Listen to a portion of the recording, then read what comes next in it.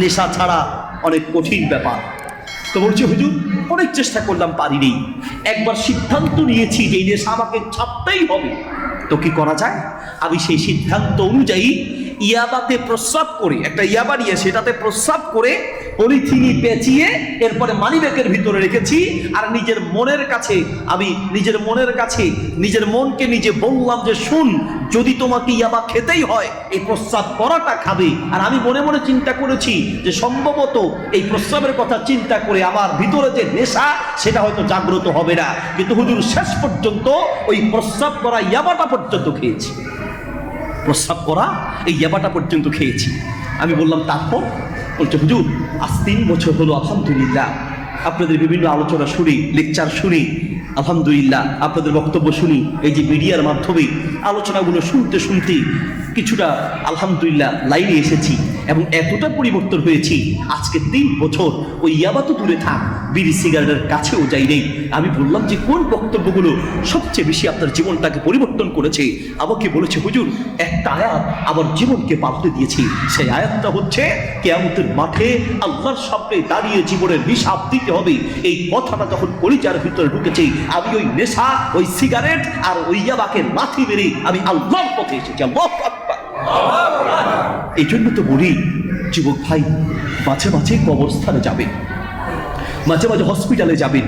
আপনাকে মসজিদে পাওয়া যায় না, আপনাকে গানের অনুষ্ঠানে পাওয়া যায়, আপনাকে নামাজে পাওয়া যায় না, আপনাকে খেলাধুলায় পাওয়া যায়, আপনাকে আল্লাহর সামনে কাঁদতে পাওয়া যায় না, আপনার প্রেমিকার জন্য কাঁদতে পাওয়া যায়, আপনাকে নেকি কামানোর পিছনে পাওয়া যায় না, আপনাকে টাকা কামানোর পিছনে পাওয়া যায়।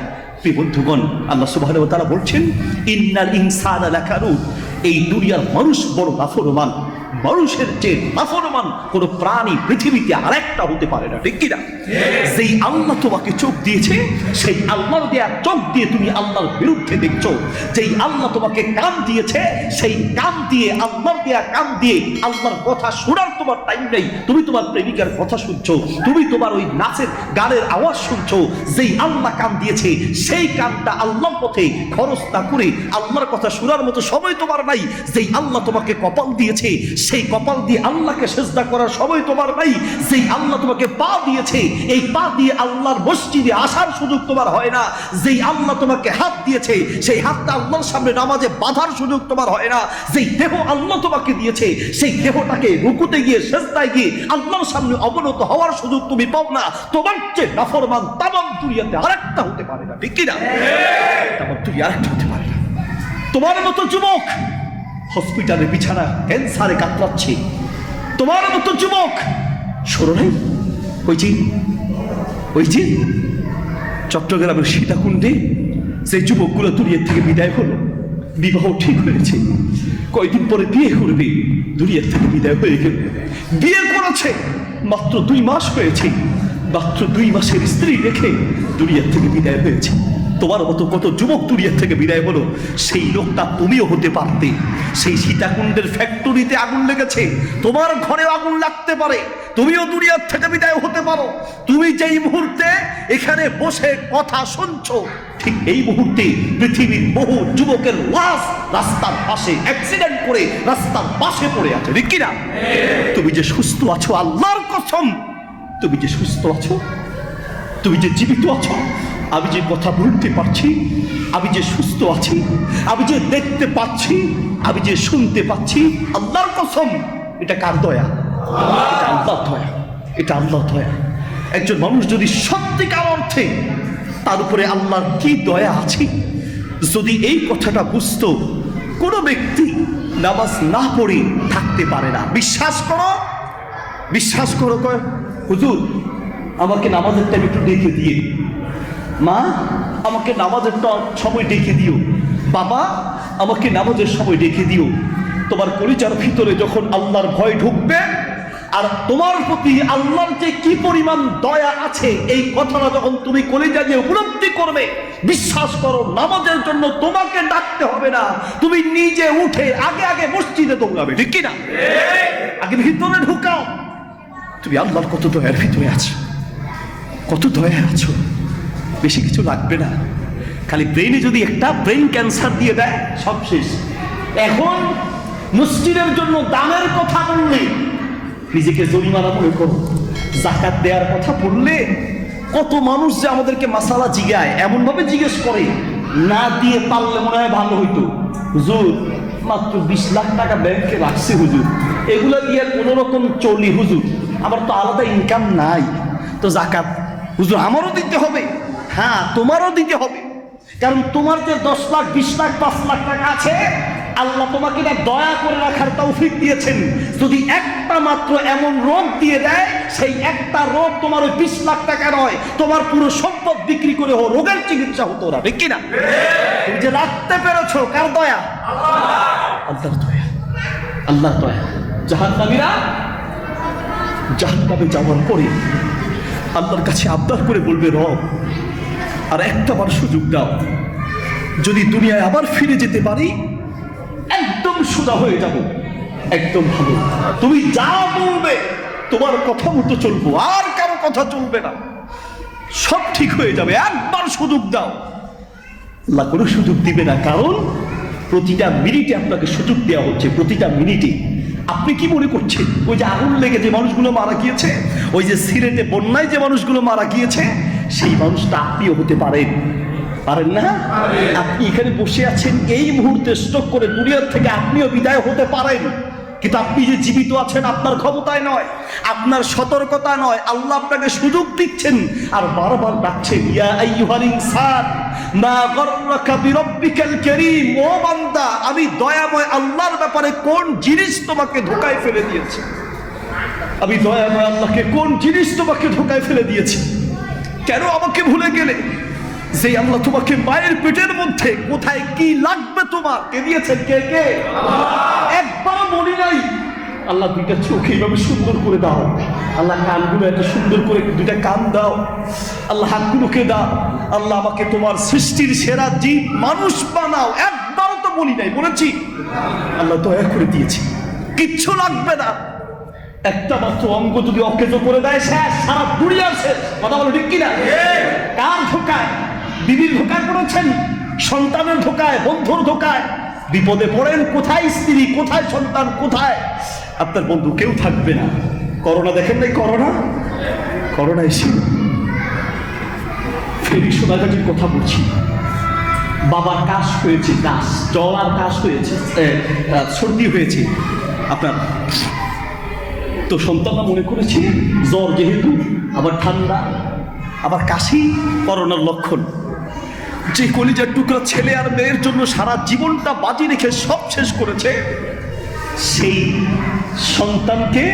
সন্তানগুলো বাবাকে রেখে বাড়ি ছেড়ে চলে গিয়েছে। কেন? ওই করোনা। স্বাভাবিক একটু জ্বর ছিল, এরপরে সে চিকিৎসা না পেয়ে শেষ পর্যন্ত মারা গেল। মারা যাওয়ার পরে ডাক্তার এসে পরীক্ষা করে বলছে সে তো, তার তো স্বাভাবিক জ্বর ছিল, করোনাও ছিল না। করোনার ভয়ে কলিজার টুকরা সন্তান বাবাকে রেখে দুনিয়ার থেকে চলে যায়। এর নাম হচ্ছে দুনিয়া। ওয়ালাল হায়াতুদ দুনিয়া ইল্লা মাতাউল গুরুর। আল্লাহ বলছেন, বান্দা সারা দুনিয়াটা ধোঁকা, আল্লাহর চেয়ে আপন সারা পৃথিবীতে বান্দার জন্য কেউ নাই, ঠিক কিনা? পৃথিবীর প্রত্যেকটা মানুষ আপনাকে ভালোবাসে, খোঁজ নিয়ে দেখেন, তার পিছনে কোনো না কোনো স্বার্থ আছে, কোনো না কোনো স্বার্থ আছে। আপনার শ্বশুর শাশুড়ি, বাহ, জামাই কলিজার টুকরা, কতদিন এই কলিজার টুকরা থাকে? যতদিন জামাই ইনকাম ঠিক আছে। আজকে ইনকাম বন্ধ হোক, আপনার বউয়ের সাথে একটু খারাপ আচরণ করেন, সেই শ্বশুর শাশুড়ির চেহারা পাল্টাতে 1 মিনিট সময় লাগবে না। আপনি যে ছেলে মেয়ের জন্য করছেন, বড় কোনো রোগ হোক, হ্যাঁ করোনা হয়েছে, বহু ছেলে মা বাপকে রেখে চলে গিয়েছে, উপরে কে চিৎকার করে? এরকম দায়িত্বশীল যারা আছেন একটু দেখেন, বাচ্চাদের আওয়াজে কথা বলতে পারছে। প্রিয় ভাই আমার বলতে চাচ্ছিলাম, এই যুবক এদিকে খেয়াল রাখতে হবে, এদিকে মনে রাখতে হবে তোমার প্রতি আল্লাহর অসংখ্য দয়া। বিশ্বাস করো। খালি এদিকে, খালি যদি একটা ক্যান্সার ঢুকায় দেয় তোমার পুরো জীবনটা শেষ। তোমার মতো আমার মতো বহু যুবক ক্যান্সারের দুনিয়ার থেকে বিদায় হয়েছে, ঠিক কিনা? আরে আলী বানাতের কাহিনী তুমি শুনেছ, সেই আলী বানাত তুমি হবে না তার কোনো গ্যারান্টি নেই। আলী বানাতের যে ক্যান্সার হয়েছে তোমারও সেই ক্যান্সার হতে পারে, কক্সবাজারের ওই যুবকটা ক্যান্সারে যেমন দুনিয়ার থেকে বিদায় হয়েছে, তুমিও সেই যুবকদের কাতারে দাঁড়াতে পারো, আমিও দাঁড়াতে পারি, আমিও দাঁড়াতে পারি। কুয়েতে ছিল 60 বছর, এক মুরব্বী 60 বছর পরে দেশে এসেছে। আসার পরে কিডনিতে সমস্যা, কিডনির যন্ত্রণায় ছটফট করে ডাক্তারকে ডাক দিয়ে বলছে, ডাক্তার সাহেব কিচ্ছু লাগবে না ডাক্তার সাহেব, আমার যে বাড়ি আছে না ওটা বিক্রি করেন, আমার যে গাড়ি আছে ওটা বিক্রি করেন, আমার টাকা পয়সা যা আছে সব নেন, আমি সুস্থ হওয়ার পরে প্রয়োজনে ভিক্ষা করে খাবো, আমার সব সম্পদ দিয়ে আমার ওই কিডনির ব্যবস্থা করেন, আমি সুস্থতা চাই, আমি সম্পদ চাই না, টাকা পয়সা চাই না।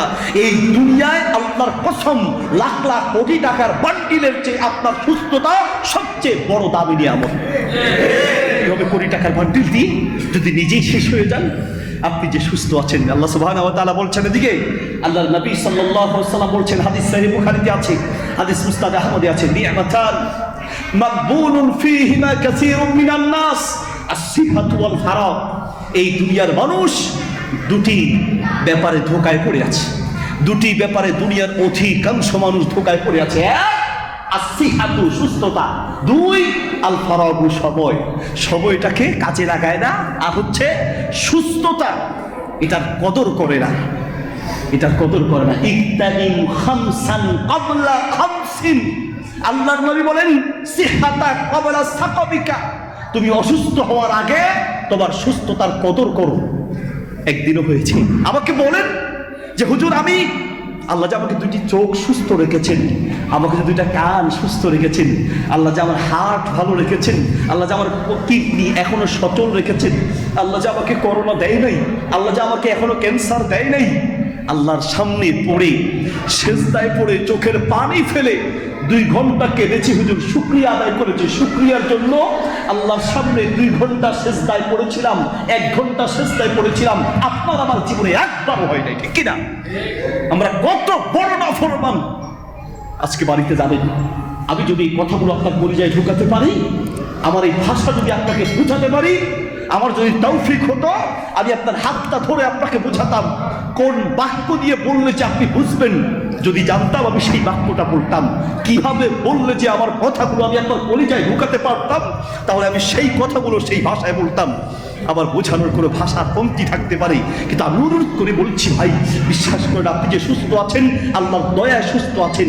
যদি এই কথাটা বুঝেন, আজকে যখন বাড়িতে যাবেন, বাড়িতে যাওয়ার পরে আল্লাহর সামনে লম্বা সেজদায় পড়ে চোখের পানি ফেলে বলবেন, রব তোমার কাছে বিনিময়, তোমার কোনো নিয়ামতের বিনিময় দেওয়া যাবে না, কিন্তু তুমি যে আমাকে সুস্থ রেখেছ, আমার এই চোখের পানি দিয়ে সেজদা দিয়ে তোমার শুকরিয়া আদায় করছি। আল্লাহু আকবার।